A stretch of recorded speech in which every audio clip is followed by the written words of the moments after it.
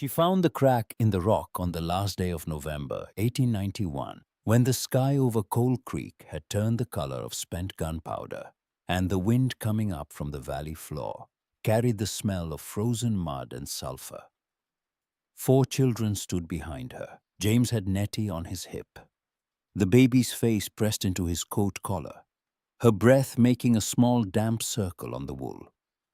Ruth stood to his left with her arms straight at her sides, and her fingers curled into fists not from cold, but from something she did not have a name for yet. Will held his sister's coat hem with one hand, and the dog's scruff with the other. The dog a small wire-haired thing, the color of cornbread, named Biscuit, who had followed them up the mountain without once looking back toward the house they had left in the dark. The opening was tall enough for a grown woman to walk through without ducking. 12 feet deep, the back wall solid rock, no fractures, no seams where water could work its way through in a freeze. The floor was uneven loose stone and dead leaves blown in from some autumn before this one, and the air inside carried a smell that was not rot, but aged, the particular damp of earth that has been enclosed a long time and forgotten about. Clara set down the bundle she had carried on her back for the last mile and a half. She put one hand flat against the rock wall and held it there, feeling the cold transfer into her palm, feeling the density behind it, the refusal of the stone to give. She stood like that long enough that James shifted Nettie to his other hip, and the baby made a sound that was not quite a cry. Then Clara turned and looked at all 4 of them. James with his jaw set, Ruth with her fists, Will with the dog. And she looked at the opening one more time, at the depth of it, at the height, at the dry strip of ground where the overhang kept the rain off. And she spoke a single word that was not a question, and not an apology, and not a prayer. Here. It landed like a stake driven into frozen ground. No one answered. No one needed to. 3 weeks earlier, and 2,200 feet below, in the company town that lined the eastern approach to Coal Creek Mine number 7, a boy of about 14 had knocked twice on the door of the 4th house in the 2nd row and handed Clara an envelope without meeting her eyes. The seal of the Coal Creek Mining Company was printed in the upper left corner in ink the color of dried blood. The boy turned and walked away before she opened it, and she understood from the speed of his departure that he had done this before, and that he knew what was inside, and that he preferred to be somewhere else when people read it. She opened it standing on the threshold with Nettie balanced on her left hip, and the smell of cornmeal mush still in the fabric of her dress from breakfast. She read it once, slowly moving her lips without sound over the words that mattered: 15 days and vacate, and company property. And then she folded it back along its original creases with a steadiness in her fingers that surprised her, because the rest of her body had gone somewhere very far away, and she was not sure how her hands had stayed behind. 15 days. That was the full measure of what the Coal Creek Mining Company believed it owed to the family of a man who had died pulling coal from its earth.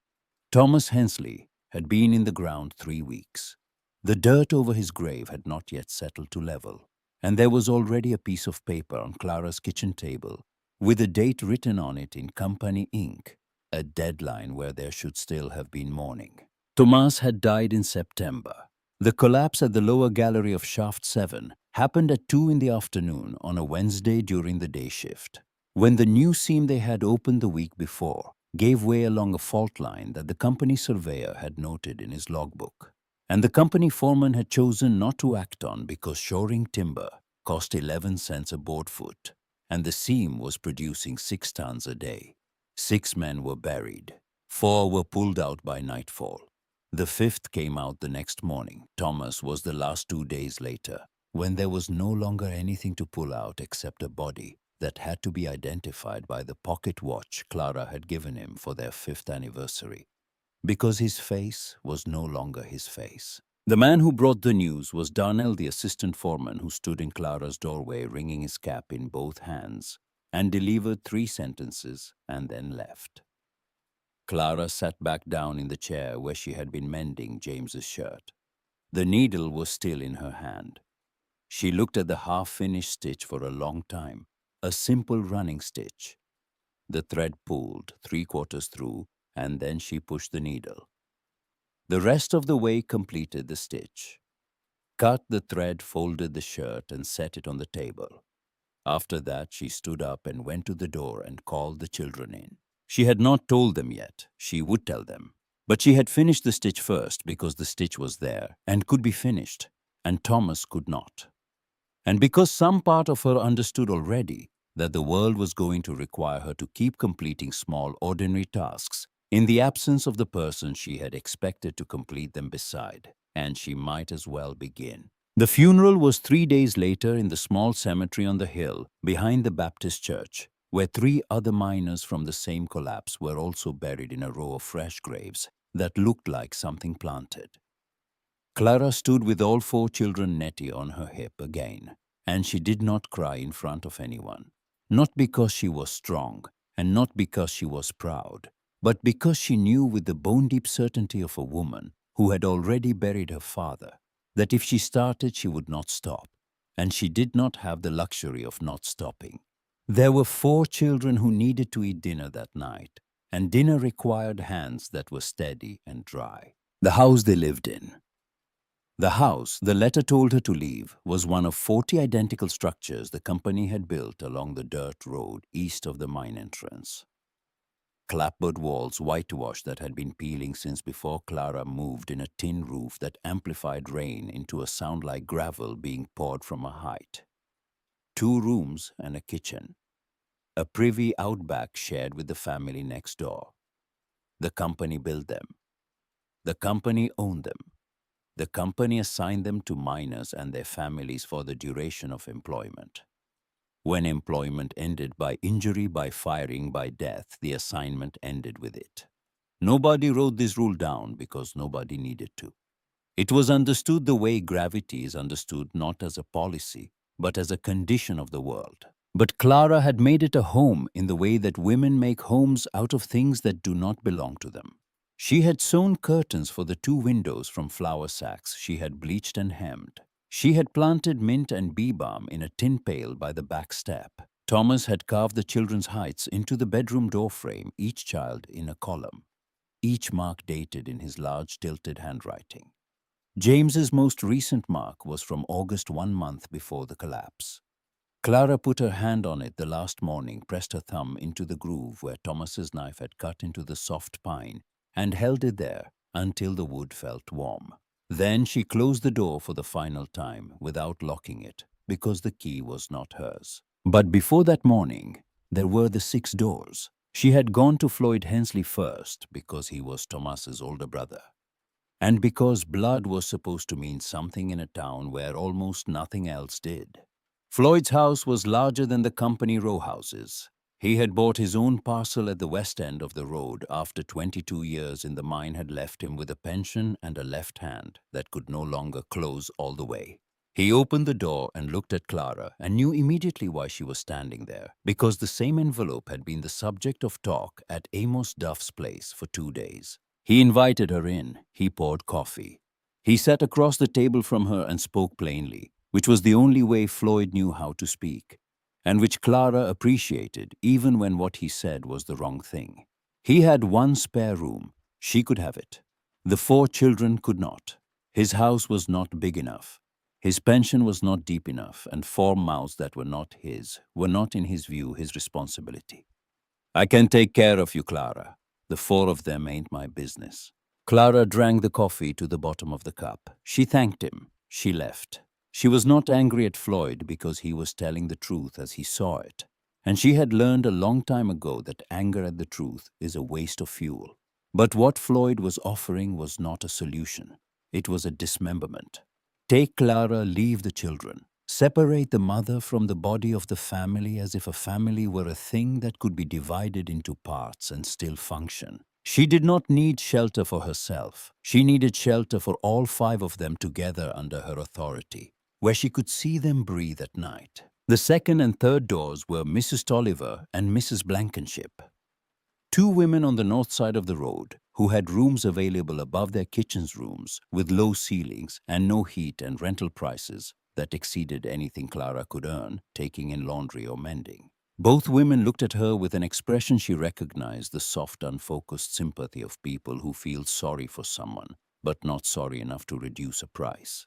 And she left both houses within minutes, having learned nothing.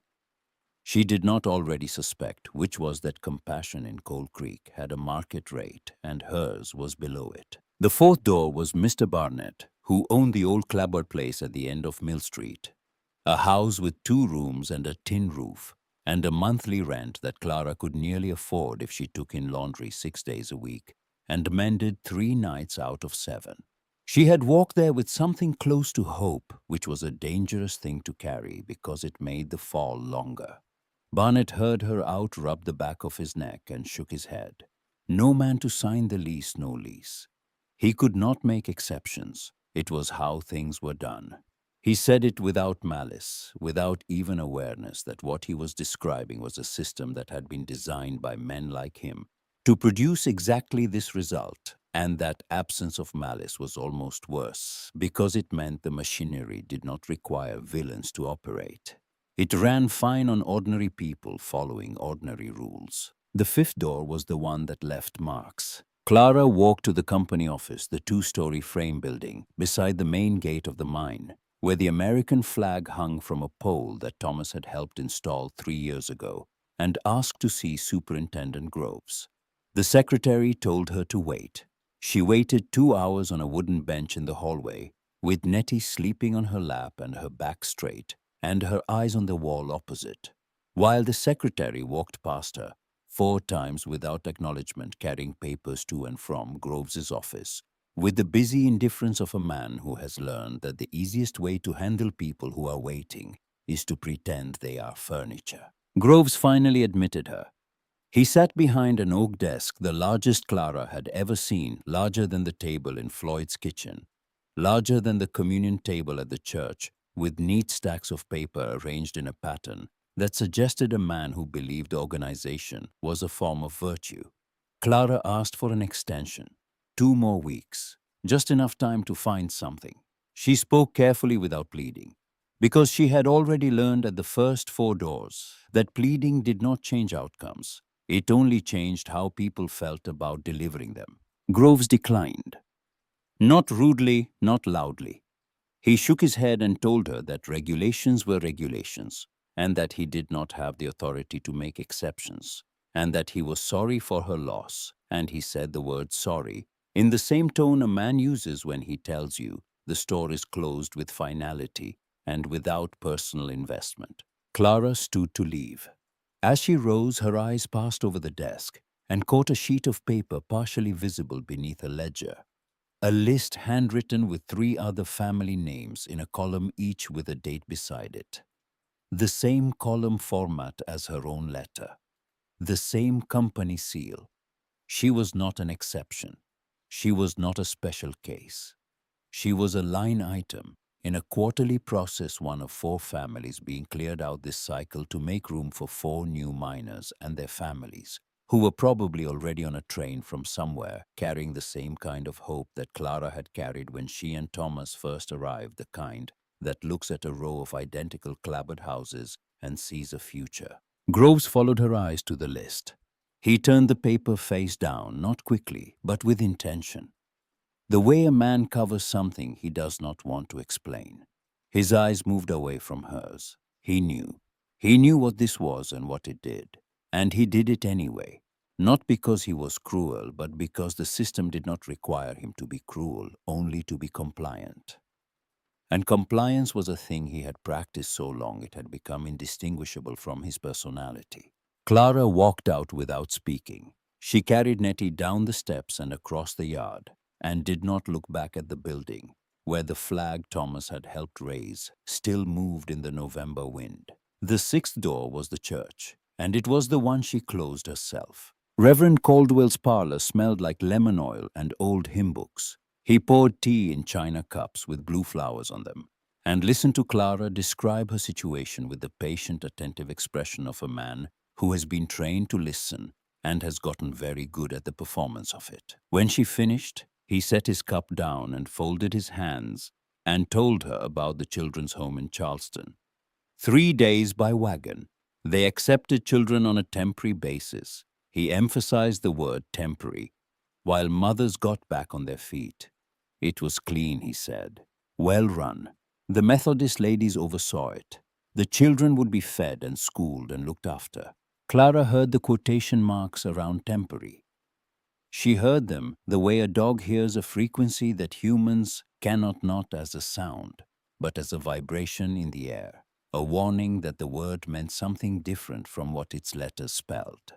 Temporary in the mouths of men who ran institutions meant until everyone forgot, and children in institutions were easy to forget because they did not have addresses where letters could find them, or doorsteps where they could be seen. She put her teacup down. She stood up in the middle of Caldwell's next sentence. He was explaining the application process, the paperwork, the references required. And she walked out of the parlor and through the vestibule and down the church steps and into the road. And she did not stop walking until she reached her own front door, which was not her own front door for much longer, but was still for 3 more days the door behind which her children slept. Caldwell called after her. She did not turn around. Some doors you close by leaving through them. There were no more doors after that. Not in the town. Not in the system of favors and obligations and market rate sympathy that the town ran on. Every path the world offered Clara led to the same destination, a version of her life with pieces missing. Stay with Floyd, lose the children. Rent from Tolliver, go bankrupt in 2 months. Sign with Barnett, but she could not sign because she was the wrong shape of human for a signature to count. Apply to Groves, become a line on a list. Send the children to Charleston, keep her body, and lose the only thing her body was for. When all the doors in the valley close, you look up. She knew the mountain because Silas Ashford had taught it to her. Her father had been the best dry stone waller in the Coal Creek Valley, a designation that meant nothing on paper and everything on the hillsides where his walls still stood 30 years after he had built them, while the company's mortared retaining walls crumbled every second winter. Silas was the kind of man who could tell limestone from sandstone by the weight of it in his palm, who could look at a hillside and see the structure hiding inside it the way a woodcarver sees the figure inside a block. He never had sons. In a mining town where that was discussed in the same tone used for chronic illness, he never treated it as a loss. He simply brought Clara with him from the time she was old enough to carry a stone without falling, and he let her learn the only way that actually works, by watching, by failing, by trying again without anyone explaining too much. When she set a stone wrong, he corrected her with a single sentence. When she set one right, he said nothing. But there was a particular quality to his silence, a slight shift in his breathing, a stillness in his hands that was worth more than any words he might have chosen. She was 12 the afternoon he taught her the principle that would 24 years later save her children's lives. They were standing beside a sheep wall he had just finished on the slope above McDowell's pasture. A wall that rose 4 feet from a foundation of fieldstone and ran 200 yards along the contour of the hill without a single ounce of mortar in it. Silas put both hands flat on the top course and held them there. And Clara watched his fingers spread and settle and go still. And she understood even then that he was listening to the wall with his palms, hearing something she could not yet hear. Stone don't need your help, Clara. It needs you to set it where it belongs. Then get out of the way. He explained it once, standing there with his hands on the wall and the afternoon light coming through the oaks behind them. A dry stone wall uses no mortar, no cement, no binder of any kind. The structure does not resist the pressure that comes against it from the outside. It uses that pressure. The tighter the load bears down on the joints, the more firmly the stones lock together. It is counterintuitive, a wall that gets stronger under stress. And it requires a kind of faith in the material that most builders do not have, because most builders want to control the stone rather than listen to it. Clara was 12. She did not fully understand, but she remembered the weight of his hands on the wall and the way the stone felt when she put her own hands beside his warm. From the sun-dense patient, alive in a way that had nothing to do with biology and everything to do with structure, with the accumulated pressure of every stone above and beside and below each one leaning into the others and being leaned into each one, finding its place not through force, but through fit. Silas died 6 years before Thomas. Clara was at his bedside in the back room of the house on Ashford Road, the house he had built with his own hands and his own stone, and she held his hand for the last 2 hours while his breathing changed and then changed again and then stopped. In the strange clarity that only immediate grief produces, the window of minutes after a death.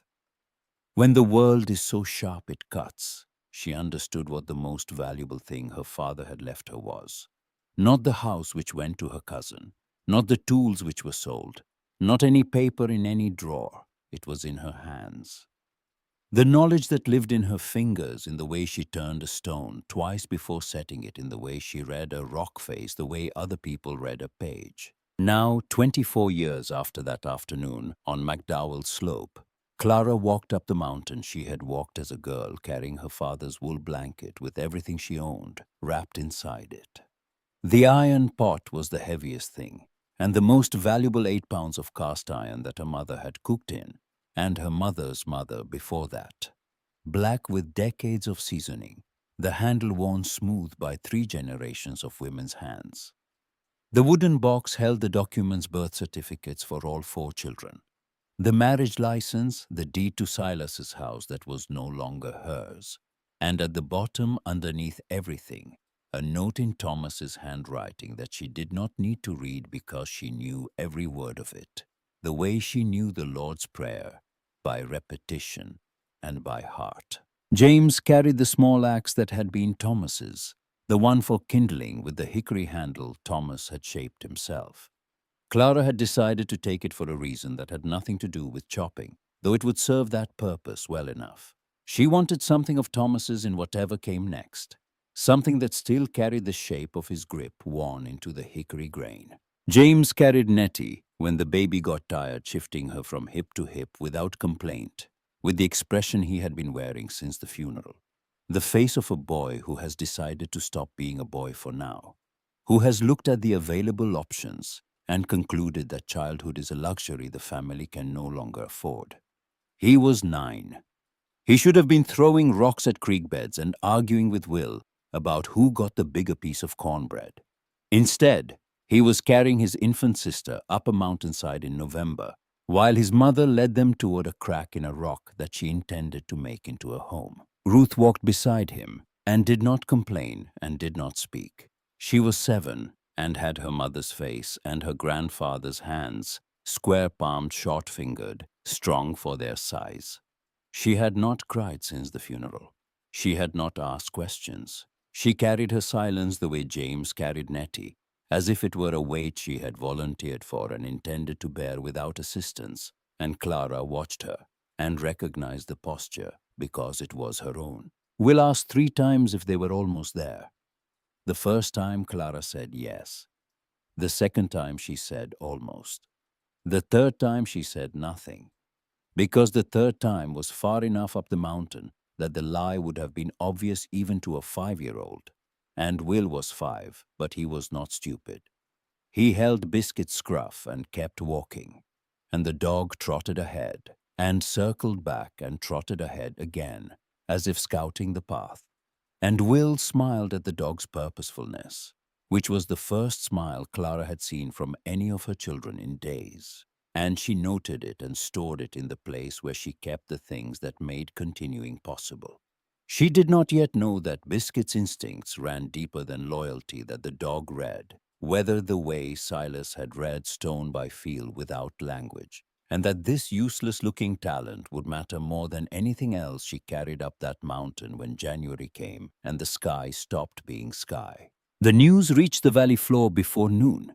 It traveled the way all news traveled in Coal Creek, through a chain of someone who saw someone who spoke to someone who heard from someone.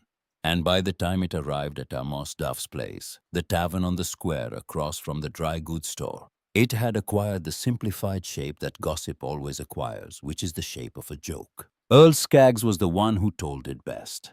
Skaggs drove a freight wagon between Coal Creek and the rail depot at Montgomery, and had an opinion about everything and a sensitivity about nothing.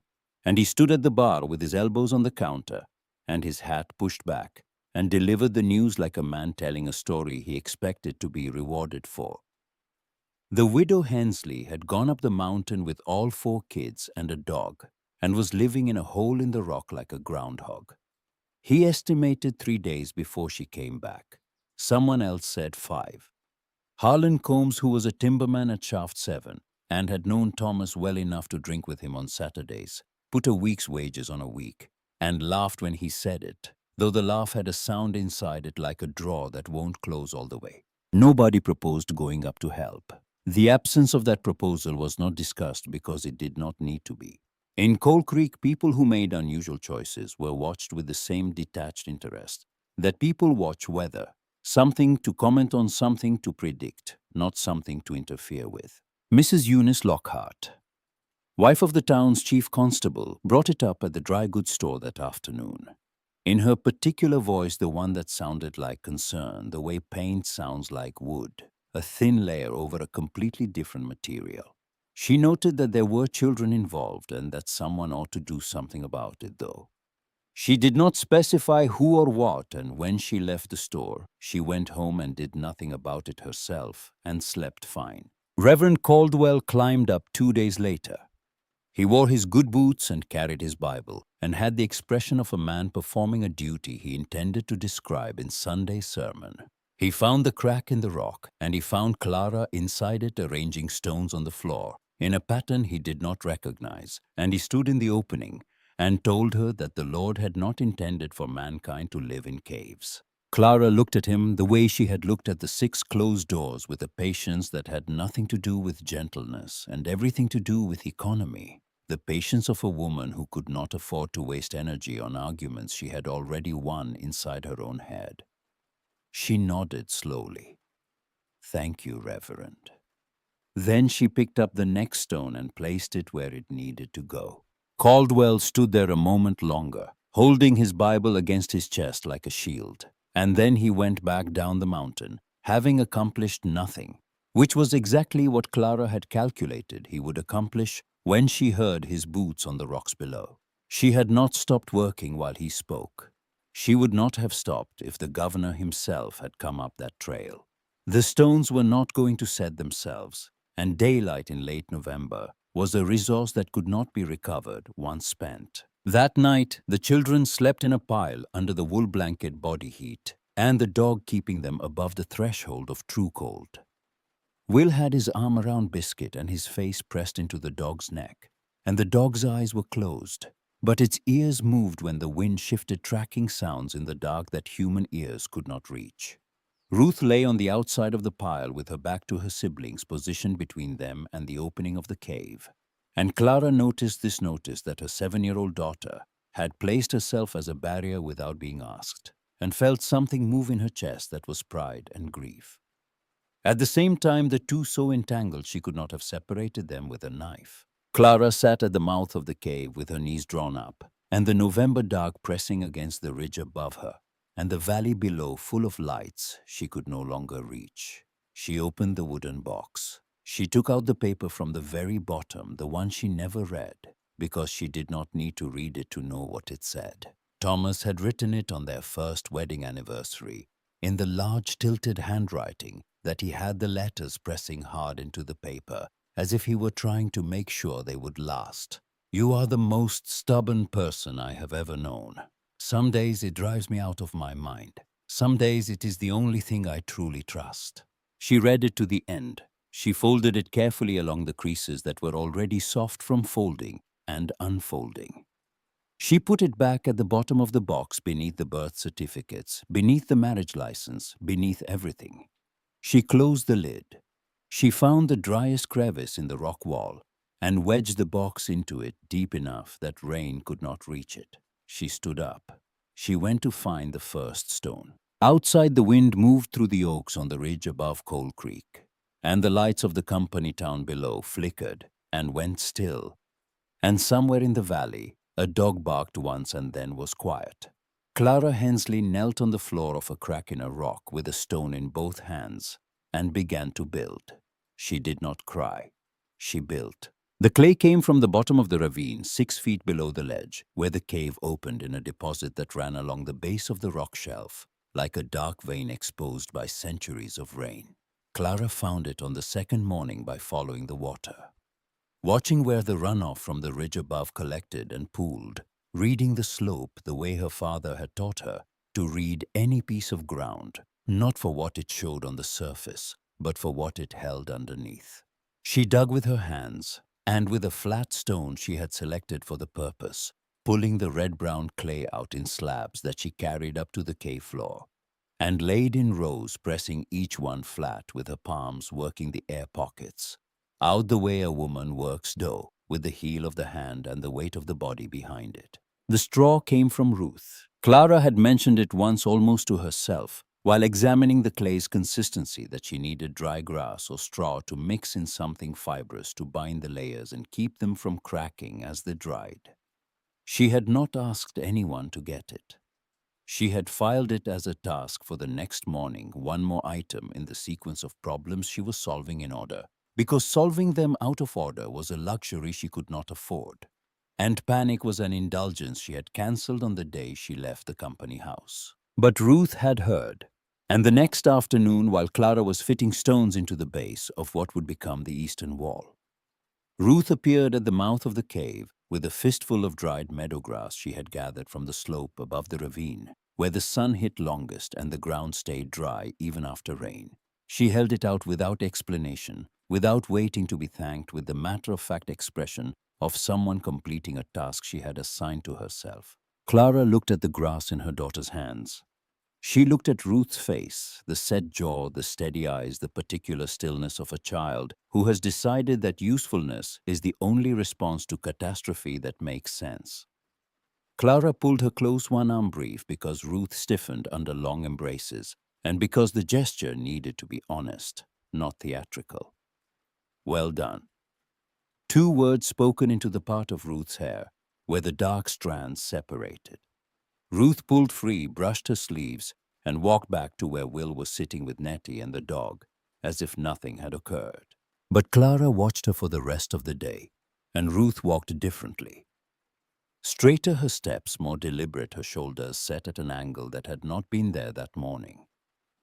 Something had shifted, something small and permanent, the way a stone shifts in a wall and finds its final position and does not move again. The clay and straw mixed and pressed in layers transformed the cave floor from irregular, cold rock into something level and firm. It would not be warm. Nothing would make this floor warm until there was a fire, but it would not shift under the weight of feet. And in December, in the Appalachian Mountains, a floor that does not move is the difference between shelter and exposure. The walls were the work she had been born for. Dry stone construction is not masonry. Masonry binds stones together with mortar and makes them into a single rigid body that resists force by refusing to yield. Dry stone does the opposite. Each stone sits against its neighbors without adhesive, held in place by gravity and geometry, and the pressure of every stone around it. And the structure that results is not rigid but responsive. It breathes, it adjusts. It takes the load that comes against it and distributes it through 10,000 points of contact into the earth below. Clara worked from first light to last every day for the full span of December.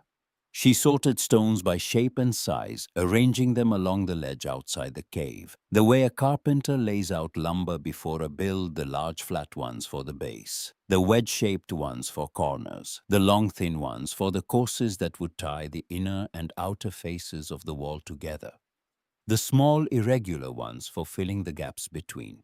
She carried them from the ravine bed below and from the rockfall above, and from the slope to the east where a shelf of exposed sandstone had been shedding material for decades.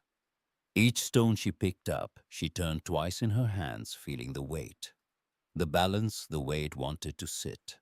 Each stone she set once. Silas had taught her that if you have to set a stone twice, you did not listen to it the first time. James watched everything. He carried the heavier stones without being asked, gripping them against his chest with both arms, his boots slipping on the loose ground, his breath coming hard on the steeper trips. He did not complain. He did not ask for rest. He worked with a concentration that was not childlike, a focus that burned at a temperature too high for a 9-year-old.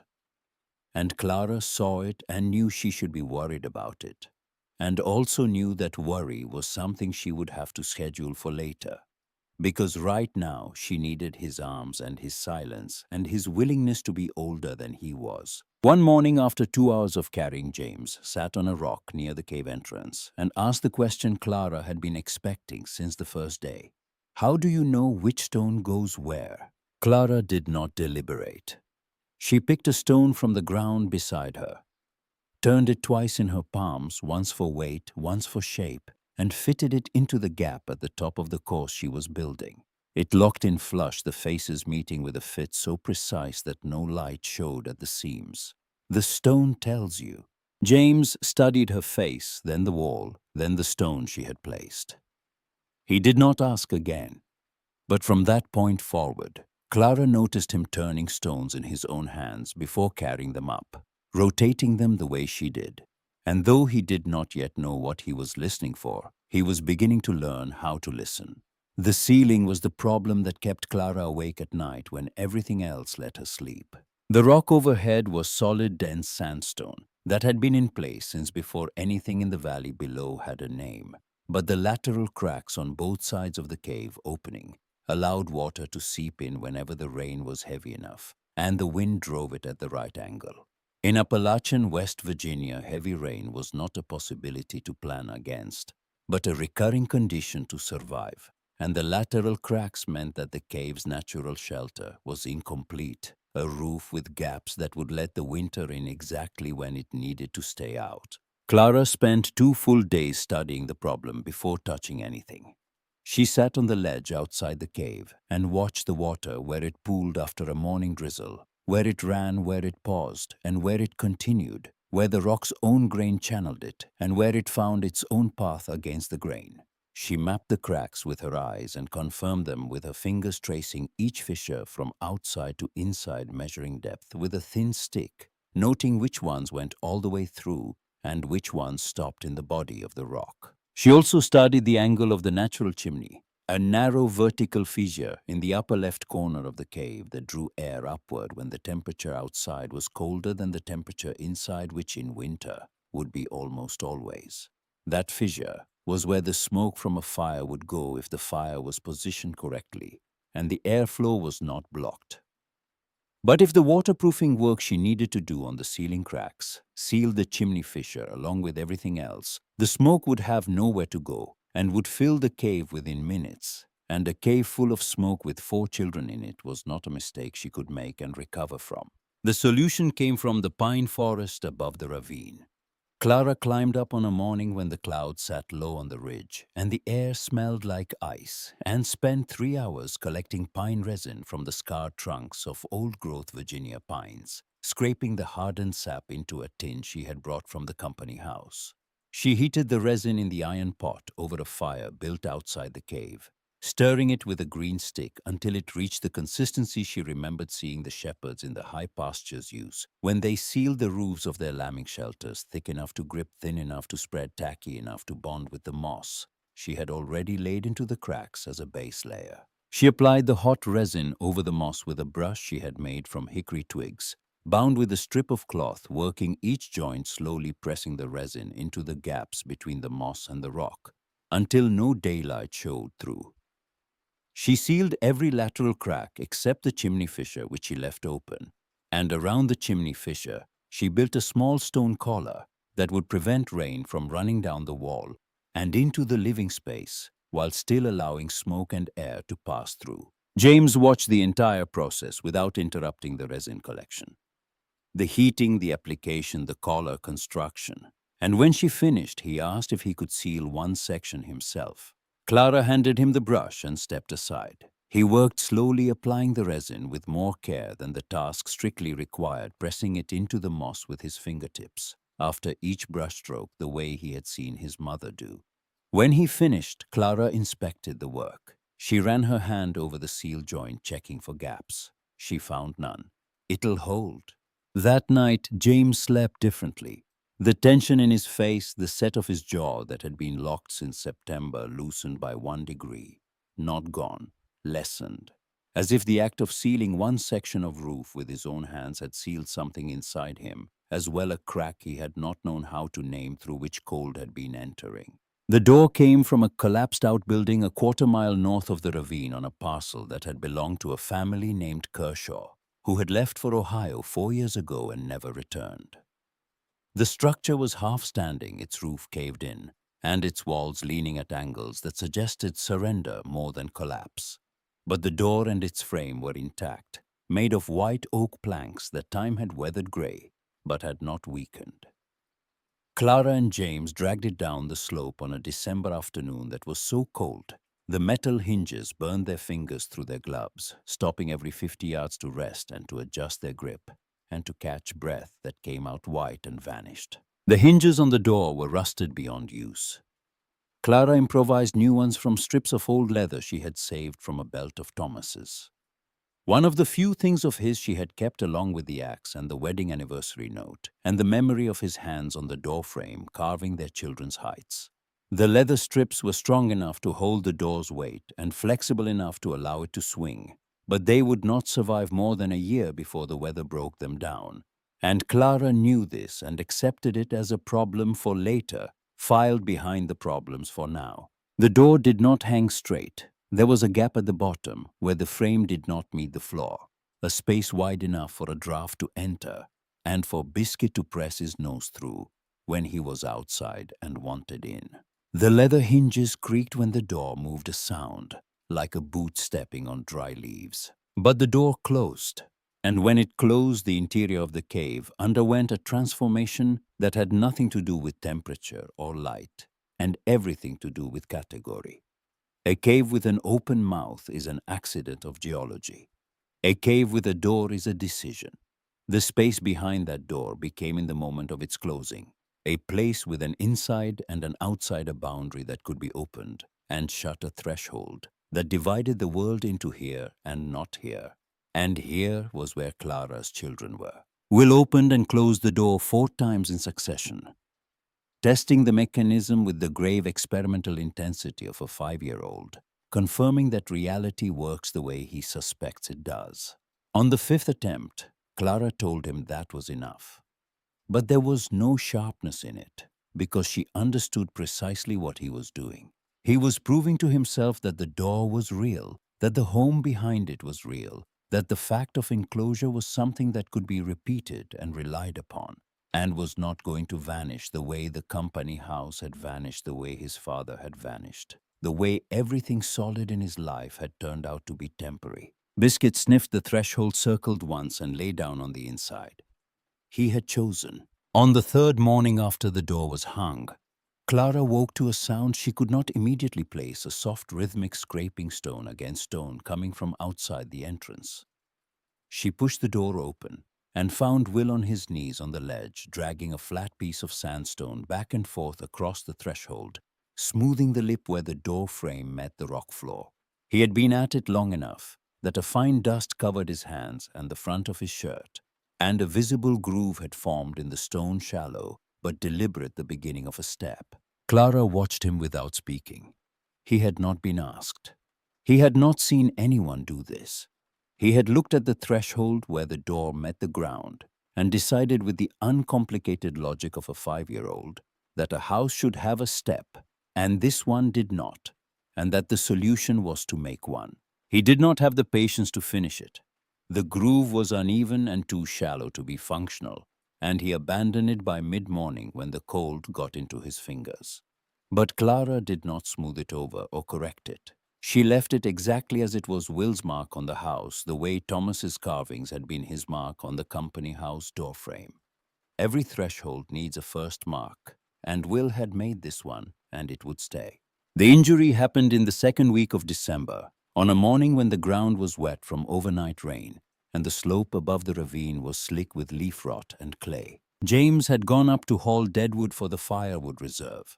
Clara was stockpiling more than any reasonable person would consider necessary, because she had learned from Silas that winter in these mountains did not negotiate and did not accept excuses, and arrived on its own schedule, regardless of human preparedness. James was dragging a fallen limb down the slope, using both hands leaning back against the grade to control the descent, when his right boot lost traction on a patch of wet clay, and his legs went out from under him. The limb, free of his grip, slid sideways and came to rest across his left shin with the full weight of green hardwood behind it. Clara heard the sound before she heard the cry, a specific sound. The dense thud of mass against bone, muffled by cloth and flesh, followed by a silence that lasted one heartbeat, and then broke into a noise that was not a scream, but something worse, a gasp that contained all the air being pushed out of a child's body by pain that arrives too fast for the lungs to process. She was up the slope in seconds. The limb was across his shin, his face white, his hands flat on the ground on either side of him, gripping mud. She lifted the limb off. It was heavier than she expected, heavy enough that she felt something pull in her lower back, and dismissed it because her back was not the emergency. And she knelt and ran her hands along his leg with the firm precision Silas had used when checking a stone for hidden fractures. She pressed with her thumbs along the bone above and below the point of impact, and felt for the give that would mean a break.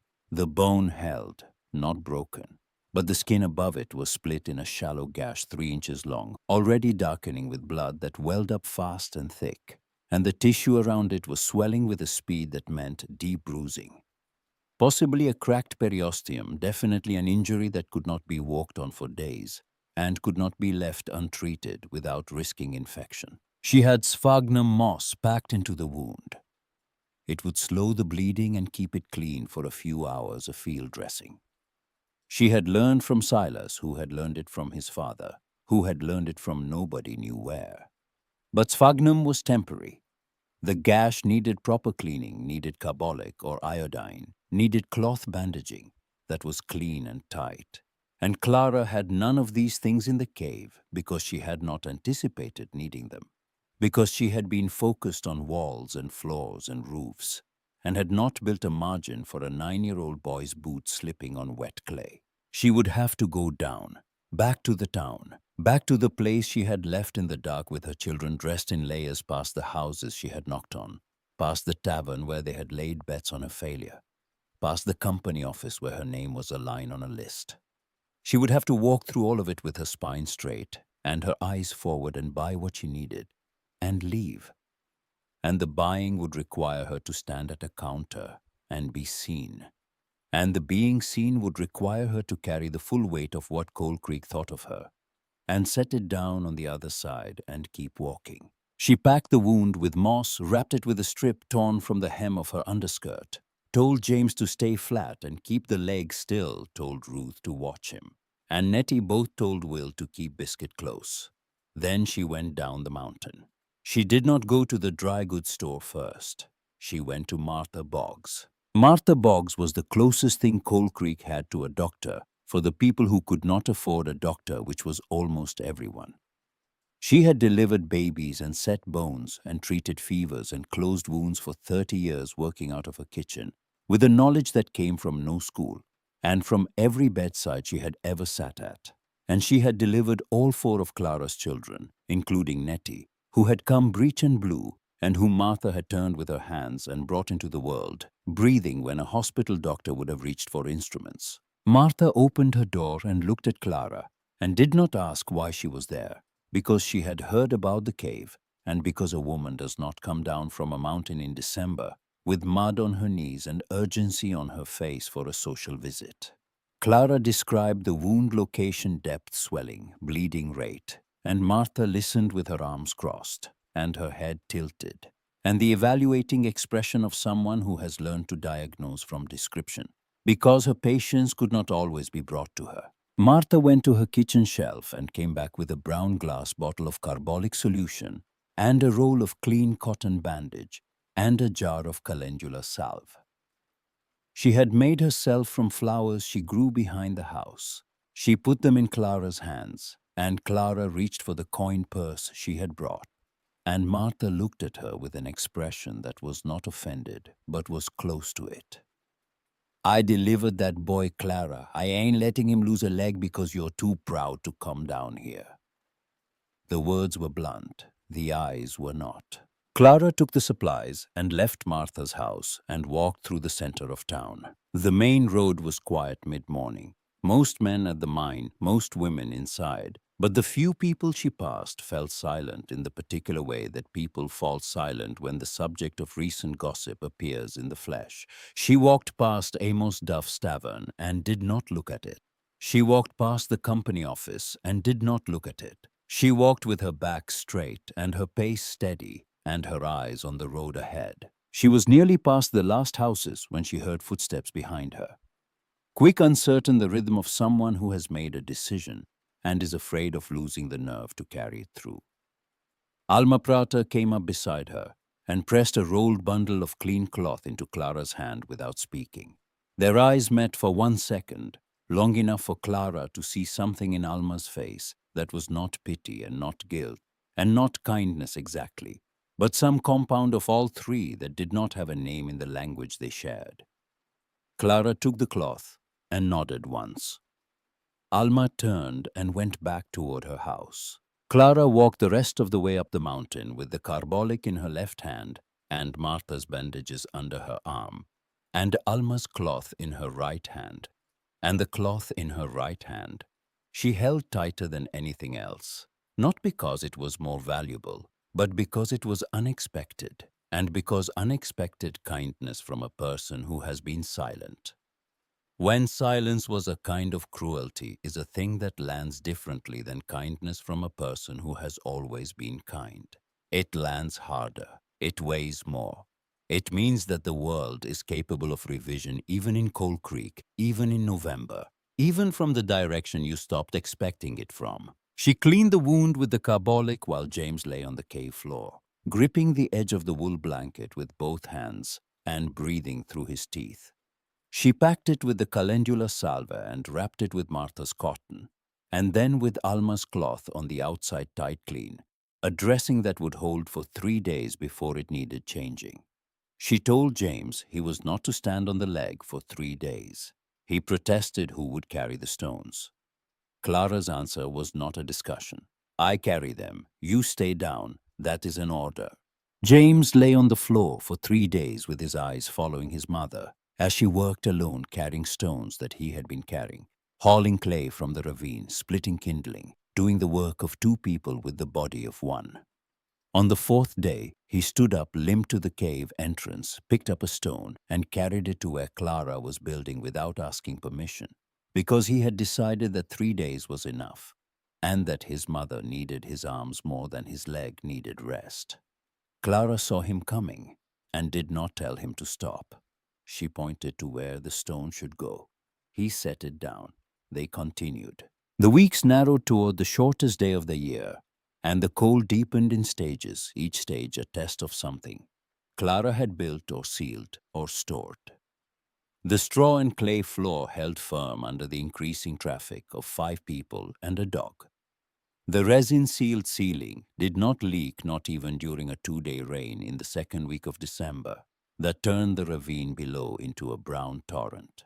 The leather-hinged door swelled slightly with the moisture and closed tighter than before. The firewood stack, which Clara had been building since the first week, grew along the sheltered side of the rock ledge until it was deep enough and high enough that Ruth standing beside it disappeared behind it entirely.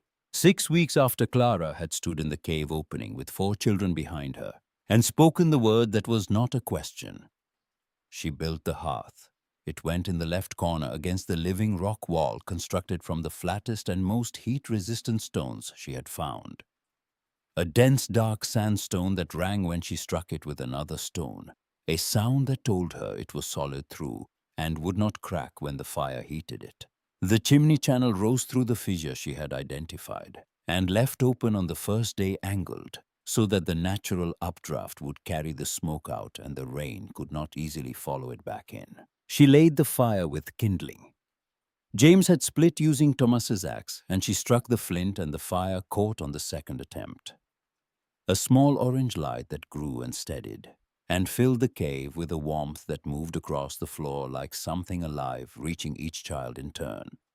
Will first, because he was closest, then Nettie in James's lap, then Ruth, who was sitting against the far wall with her arms around her knees, and who, when the warmth reached her, closed her eyes and did not open them for a long time.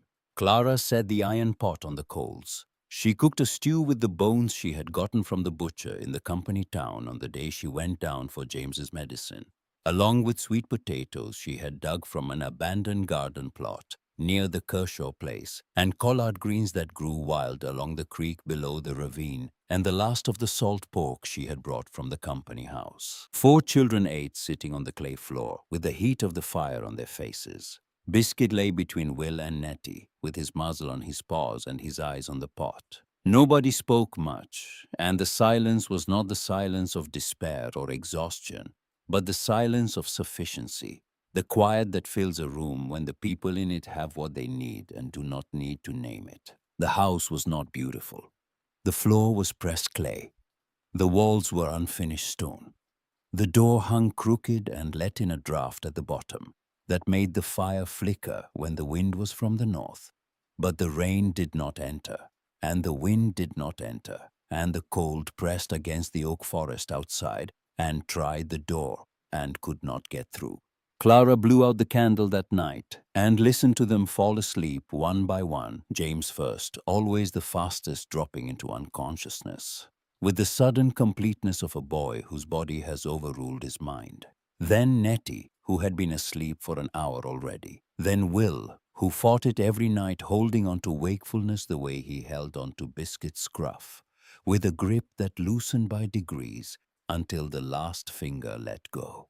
Then Ruth, who waited, always waited, until she was certain everyone else was down, keeping watch from behind closed eyelids, with a vigilance that Clara recognized because it was identical to her own. Clara lay in the dark with her eyes open and felt the structure around her.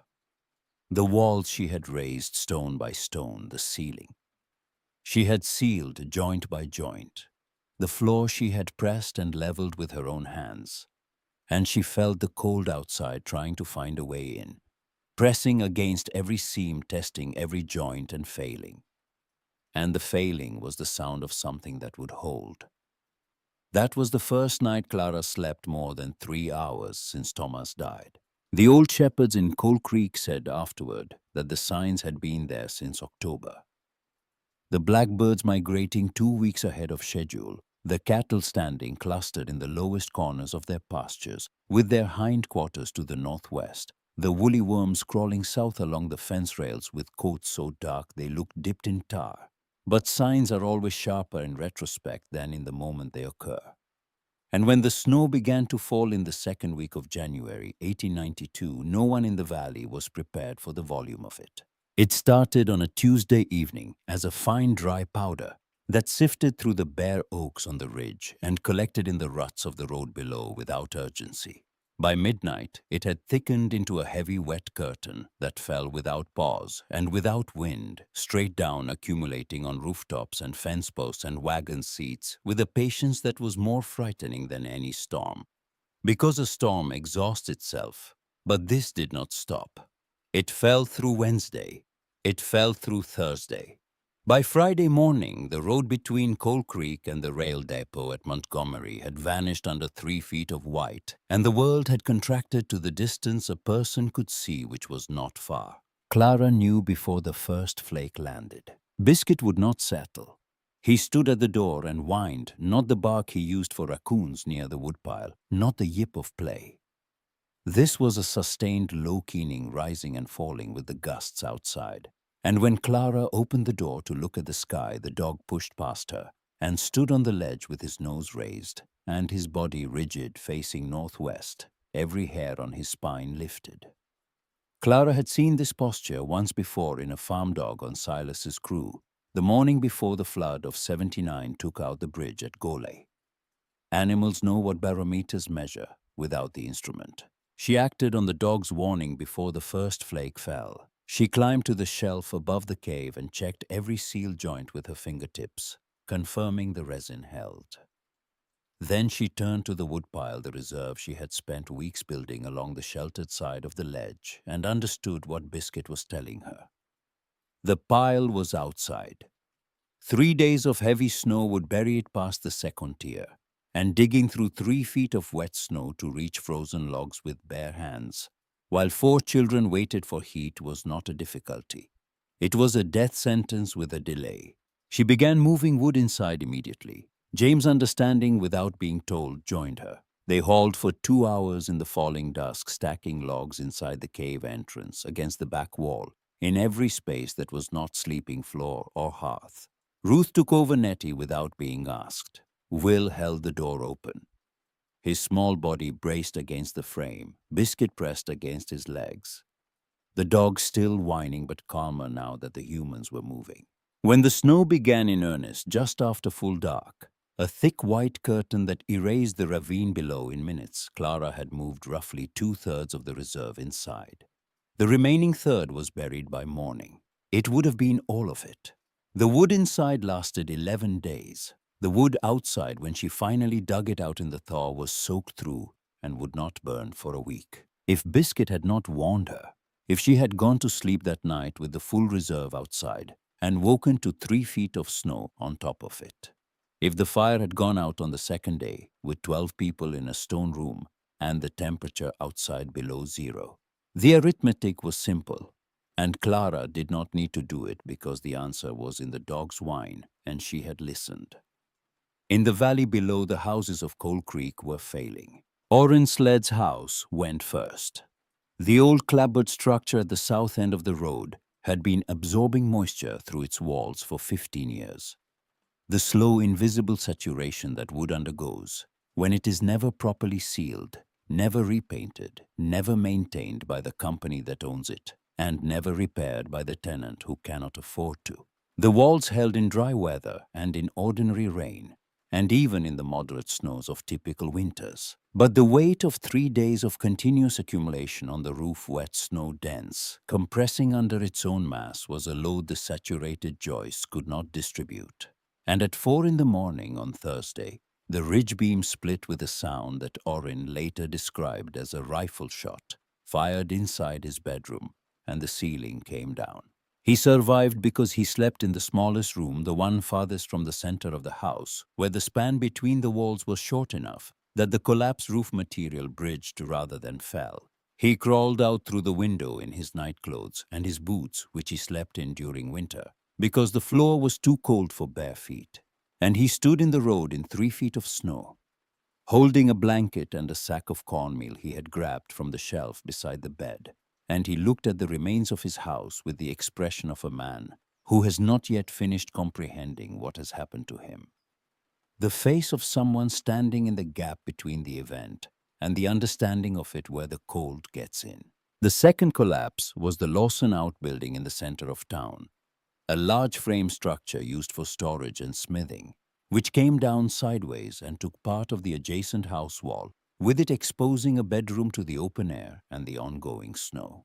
After that, the people of Coal Creek began to look upward toward the ridge, toward the ravine, toward the place where the crazy widow had gone with her children and her dog 2 months ago to live in a hole in the rock. Alma Prater arrived first. Clara heard her before she saw her. Footsteps in deep snow have a particular cadence when the person making them is exhausted and cold and carrying weight.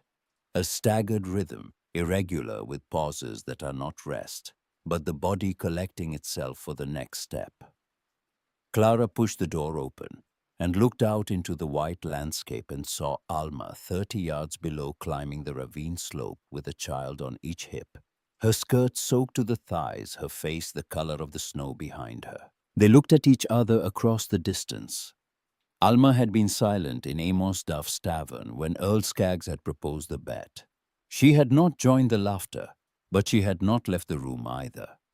And both women understood the mathematics of that silence in the presence of cruelty is not neutrality, that witnessing without objecting is a form of participation, and that whatever Alma felt about it now was her own business, and Clara was not going to make her confess it on a hillside in a snowstorm.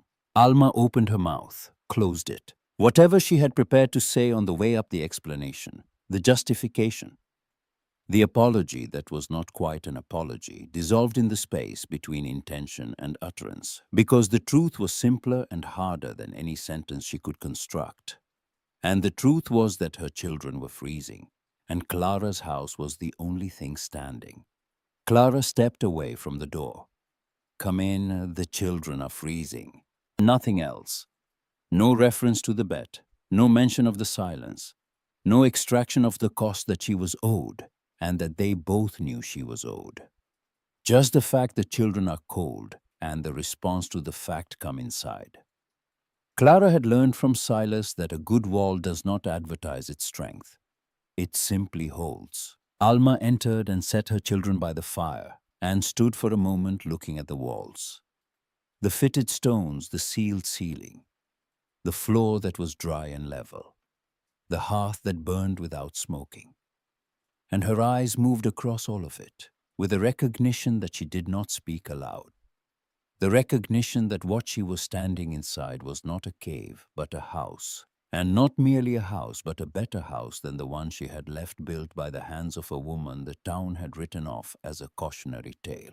Orin's sled came next, stamping the snow from his boots in the entrance, carrying his blanket and his sack of cornmeal, and the stunned quietness of a man whose world had become physically smaller overnight. Widow Dovie Meeks followed with her grown daughter and two grandchildren. They had walked from the far end of Coal Creek with the snow above their knees, and the older grandchild crying, and the younger one asleep against the daughter's shoulder, with the terrifying stillness of a small body conserving heat. Then Harlan Combs. Harlan came through the door without lifting his gaze from the ground. He walked to the corner farthest from the hearth, farthest from Clara, and lowered himself against the wall, and sat with his forearms on his knees and his head down, as if physical distance could settle a debt that was not physical. Clara watched him enter. She pointed to a space along the wall where he could sit. She returned to the pot. That was all. By nightfall, there were 12 people inside a structure built for 5, and the geometry of the space changed with each arrival. Bodies rearranging, children shifting toward the fire, adults pressing their backs against the stone walls, the air thickening with breath and warmth. The heat generated by 12 bodies and a wood fire in an enclosed stone space was sufficient to keep the temperature inside livable, which was the only standard that applied, and it was met. The iron pot did not stop for 2 days. Clara cooked with what she had and with what each family had carried, and the combined inventory, her stored potatoes and salt pork. Orin's cornmeal, a bag of dried beans. Alma had grabbed a jar of preserved apples Dovie's daughter had held onto, amounted to more than any single contribution would have suggested. The mathematics of shared scarcity are different from the mathematics of individual scarcity. Divided, each portion was meager. Combined, they became meals. Ruth cooked the cornmeal flatbread. She mixed the batter and shaped the cakes and laid them directly on the stones at the edge of the fire, following her mother's instructions with a precision that erased every movement that was not necessary. Her hands moving the way Clara's hands moved when setting stone once correctly without revision. Alma Prata, sitting near the fire with her youngest on her lap, watched Ruth work and leaned toward her and said quietly enough that only the people closest could hear, "She's got good hands."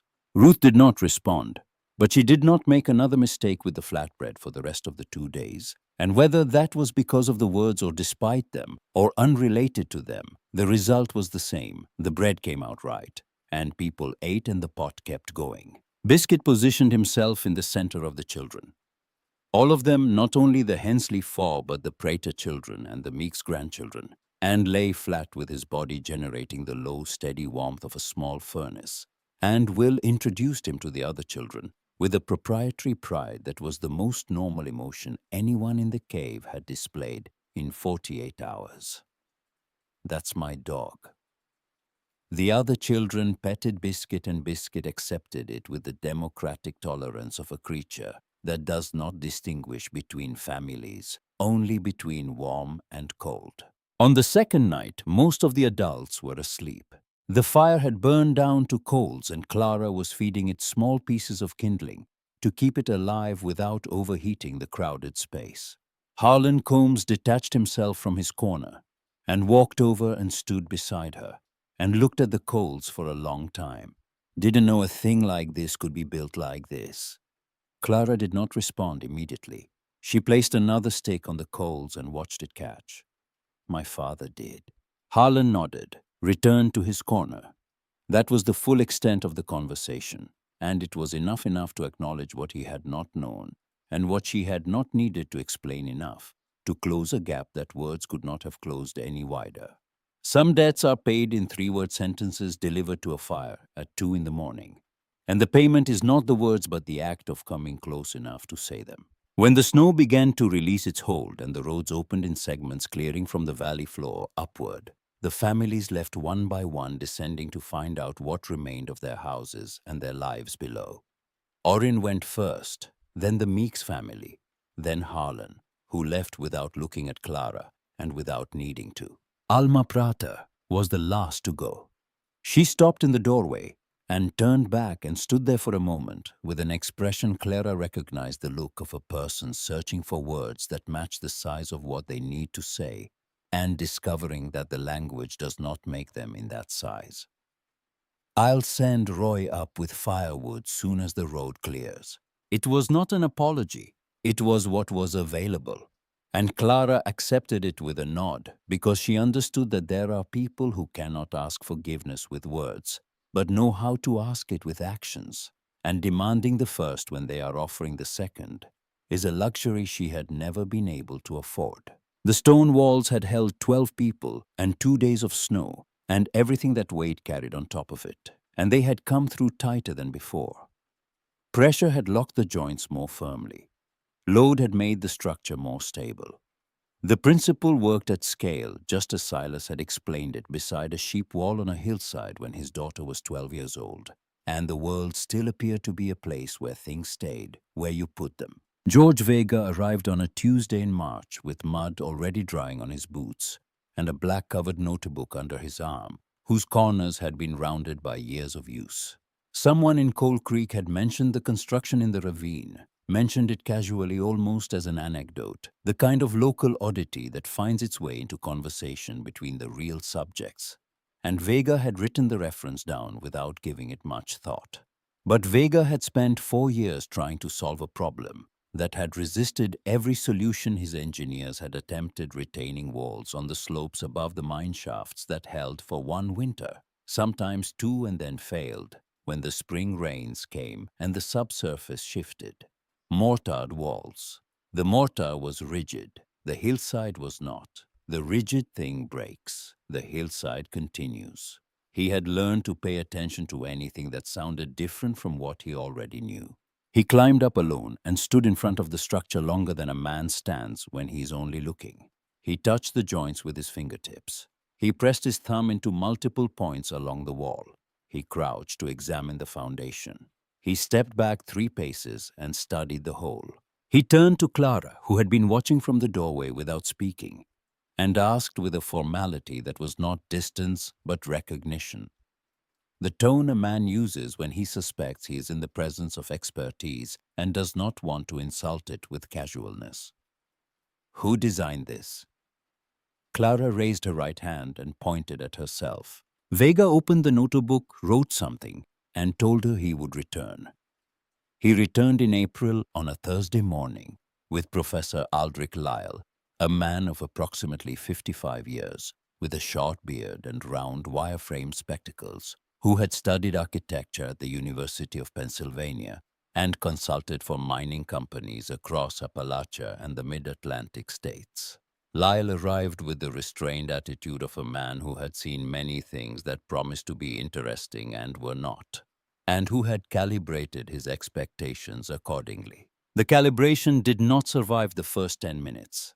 Lyle walked through the construction with increasing slowness, stopping at each section, examining the joints, the coursework, the way the stones interlocked at the corners. He paused longest at the northeast corner, where the available stone was most irregular, and the fitting was therefore most complex, each piece cut by nature into a shape that refused easy geometry and yet locked against its neighbors, with a precision that spoke not of force, but of patience, the patience to turn each stone until it revealed its own solution. He placed both palms flat against the wall and closed his eyes. Clara watched from the doorway and felt something move behind her sternum. Because the gesture was exact, the spread of the fingers, the settling of the weight into the heels of the hands, the tilt of the head as if hearing something conducted through the stone, a perfect reproduction of the thing she had watched her father do 100 times on 100 walls. The act of listening to a structure through the body of asking it whether it was sound. Lyle opened his eyes and looked at Vega and spoke quietly, almost to himself. This is old work, same principle as the colonial-era fieldstone foundations in the Shenandoah Valley, the ones that outlasted everything around them by 100 years. But she did it by feel. He turned to Clara and asked if she could explain how she had determined the angles of the joints in the roof section. Clara had not prepared an explanation because she had not expected to give one. She spoke the way she spoke when teaching James directly without ornament. The structure does not resist external pressure. It absorbs it. The tighter the load compresses the joints, the more firmly they lock. A heavy snow does not destroy the wall. It makes the wall more of itself. The roof angle she had determined by reading the natural fissures in the rock for 2 days before touching anything. Because water that already has a path will follow that path, and working with what the stone offers is easier and more durable than working against it. The problem with the company's retaining walls was not the mortar mix. The problem was that they were fighting the mountain instead of standing on its side. A rigid wall on a living slope is a wall waiting to break. A dry stone wall moves with the ground beneath it, micro-adjustments within the joints, enough flexibility to accommodate without fracturing, and on a slope that shifts with every freeze and thaw that is not a weakness. It is the only structural answer that makes sense. Lyle listened with his notebook open, but his pencil still, which was the sign that he was giving his full attention. When she finished, he was quiet for a moment. Then he told her that what she had just described was the foundational engineering principle he had studied in the oldest surviving fieldstone structures in Virginia and the dry-laid retaining dams in the Blue Ridge, work he had encountered in technical papers and colonial-era architectural surveys, but had never seen anyone apply intuitively under these conditions, without training, without instruments, without reference to anything except the knowledge that lived in her hands. He said it the way a man states a measurement without inflation, without condescension, as a fact that existed regardless of whether anyone approved of it. Clara nodded. There was nothing to add because she had already said what there was to say. The proposal to hire Clara as a structural consultant for the Coal Creek Mining Company reached the company's board of directors in late April. Vega presented it. 3 men sat across the table from him in the second-floor office of the company building, the same building where Superintendent Groves had declined Clara's request for an extension 5 months earlier.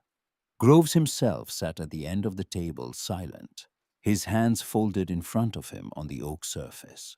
The financial director spoke first. Hiring a woman, a widow, a miner's widow, a woman who lived in a cave as a technical consultant for a mining operation was without precedent. If word reached the shareholders in Philadelphia, there would be questions about the judgment of the local management. The operational director agreed. The third member said nothing, which in a boardroom means agreement with whoever spoke last. The silence that followed was the particular silence of a room where money is deciding whether to take a risk, and the risk is not the wall, but the precedent. Hiring Clara Hensley was not an engineering question. It was a question about what kind of thing a woman could be in a company town in 1892, and the answer the board preferred was the answer the world had been giving for as long as any of them could remember, which was not this kind. Grove sat at the end of the table through the entire discussion without contributing a word. His hands stayed folded. His face stayed neutral. Clara's name was spoken 11 times in the room where he had denied her a 2-week extension 5 months earlier, And he did not once offer an opinion on whether she should be hired, because offering an opinion would have required him to reconcile the woman he had evicted with the woman Vega and Lyle were describing. And reconciliation is a process that requires admitting the first decision was wrong, and Groves had built a career on the principle that decisions once made do not get revisited. Lyle watched Groves for a long moment, reading something in the superintendent's stillness that the others in the room were not equipped to read. Then he proposed the trial. Clara would build a test section of retaining wall on the western slope of the mine under observation, using the dry stone method. If the wall stood through the first spring rains, the same rains that had collapsed every mortared wall the company had built in 4 years, the contract would be signed. If it failed, the matter would be dropped. The board agreed because they believed the wall would fail and the problem would resolve itself. Clara arrived at the western slope on a morning in May, with James beside her. The boy 10 years old now carrying Thomas's axe in his belt, because Clara had decided he should come because there are things learned better by seeing than by studying, and because he had reached the age where he needed to understand that labor has its own dignity, and that dignity does not depend on who acknowledges it. The company's stoneworkers stood in a loose semicircle watching her approach. Their faces held the particular expression of men who are waiting for someone to fail so they can say they knew it would happen.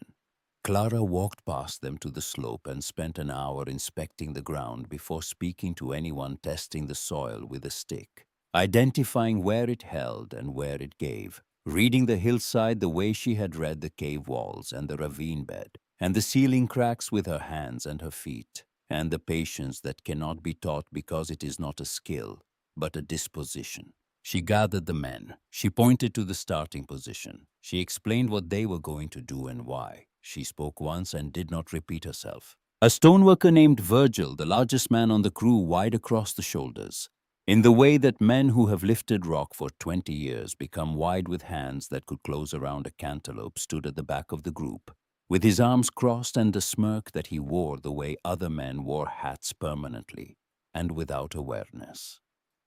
When Clara picked up the first stone and demonstrated its placement, Virgil let out a laugh, short, nasal, the kind designed to be heard by the men standing nearest, without being loud enough to qualify as insubordination. Clara did not look at him. She set the stone. She picked up the second, set it, third, fourth. By the fifth stone, something changed in Virgil's posture. The crossed arms loosened. The weight shifted forward onto the balls of his feet. The smirk thinned into something that was not yet respect but was no longer its opposite. He was watching her hands. He had spent 2 decades setting stone with mortar, forcing each piece into position with cement and muscle. And he was seeing for the first time a woman place stone the way water finds its level, without force, without argument, each piece arriving at its position as if it had been waiting there. By mid-morning, Virgil had uncrossed his arms entirely. By noon, he was carrying stones to the wall without being instructed, choosing pieces from the pile and bringing them to Clara, and setting them where she pointed with a deference that surprised his crewmates more than Clara's technique had. A man named Pickens asked him at the water break what had changed his mind. Virgil drank, wiped his mouth, and gave the only honest answer available to him. "Watch her hands, then tell me I'm wrong." No one told him he was wrong. The test section was complete by the end of the first week. The spring rains came in the 3rd week of May. 3 days of heavy downpour that turned the slopes above the mine into rivers of mud and runoff. The company's existing mortared walls, the ones built by certified engineers using approved specifications, cracked at 2 locations and partially collapsed at a third. Clara's wall did not move. The ground beneath it shifted. The freeze-thaw cycle had loosened the subsoil. The rain had saturated it. The slope was alive with movement, and the wall shifted with it micro-adjustments at 10,000 contact points, each stone settling deeper into its neighbors, the structure flexing without breaking, absorbing the mountain's movement instead of opposing it. Grove stood at a distance and watched. He did not speak. He went back to the office.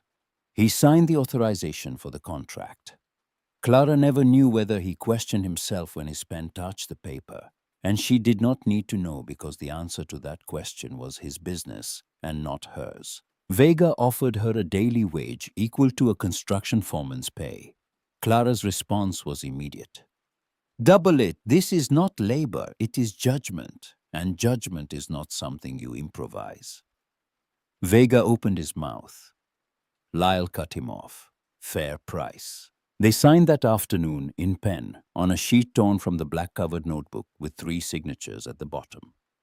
Clara folded her copy and placed it inside the wooden box where she kept the documents that mattered beside the children's birth certificates and the marriage license and the note Thomas had written on their first anniversary. The company that had evicted her from a clapboard house now contracted her to save its hillsides, and the house in the ravine the one they had all called a burrow. An animal's den, a hole in the rock, stood while everything built by the company's methods had crumbled, or cracked, or slid into the mud. That night, after the children were asleep, and Biscuit was curled between Will and Nettie, with his nose tucked under his tail, Clara took the contract out of the box and read it one more time. Not because she needed to remember what it said. The terms were simple, and she had negotiated them herself, but because there was something in seeing her name written in a formal document next to the signatures of 2 men with university degrees and professional titles that she had not yet fully absorbed. Clara Hensley, consultant. The words sat on the page in Vega's careful handwriting, and they were real in the way that the walls were real, and the fire was real, and the door that closed was real. Things she had made with her hands and her judgment, and the knowledge her father had placed in her bones before she was old enough to know it was being placed there. She folded the contract along its creases. She put it back in the box beneath the birth certificates, beneath the marriage license, beneath the anniversary note. At the bottom, the lowest position, the most protected, the place where the weight of everything above presses down and holds it firm. Outside, the May wind moved through the oak forest on the ridge above Coal Creek, carrying the smell of wet earth and new leaves and the faint sulfur edge of the mine below. Inside, the walls held. They held the way they were built to hold, not by resisting the world, but by absorbing it joint by joint, stone by stone, each piece leaning into the piece beside it and being leaned into the structure, becoming more of itself with every pound of pressure the mountain applied. Clara closed the box. She lay down beside her children. Biscuit shifted in his sleep, pressing his spine against Will's stomach. The fire had burned to coals that pulsed orange in the dark, and the walls of the house that Clara Hensley built with the hands that Silas Ashford had given her. Not in a will, not in a deed, not in any document that any courthouse would recognize, glowed faintly in that light, each stone exactly where it needed to be. She did not need anyone to believe. She only needed stone and the hands her father left behind.